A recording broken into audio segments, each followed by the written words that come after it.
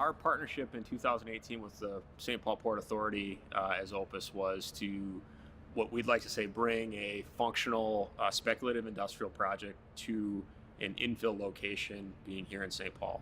So the relationship and the connection with the St. Paul Port Authority on this specific project here really stems back probably in the 2014-15 timeframe when we were engaging with the St. Paul Port Authority on what opportunities might be in St. Paul. With the investments that have been made along the Phelan Corridor and the Beacon Bluff Business Center particularly, seemed like a wonderful set of ingredients for advancing what would be a speculative industrial building. And again, to quantify what does a speculative industrial building mean is that we are building the building without a named tenant. And we've been very fortunate, and I think kind of reinforcing the fact that functional new industrial space is certainly in demand in this market, and that's evidenced by the commitment that has been made by Terracon, taking the first space of roughly 15,000 feet.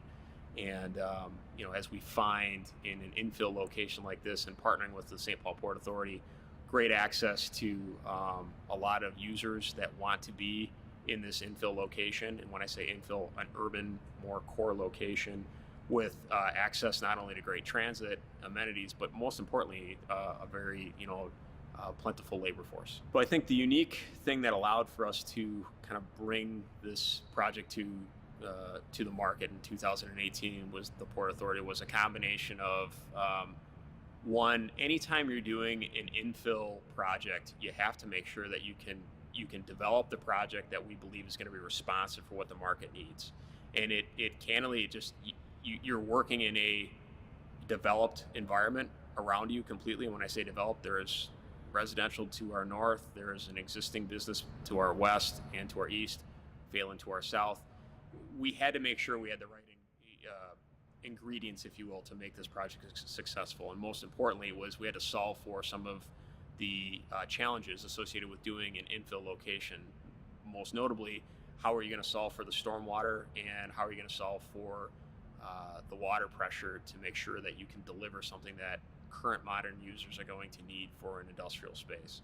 And it just took a combination of kind of getting through that process with the various agencies to get the right ingredients and set the conditions for success, which we were able to obviously do here in 2018. And I think it's evidenced by the fact that we were able to pull everything together, and effectively we closed on the property in June of 2018 to deliver space ready for occupancy by January 1 of 19.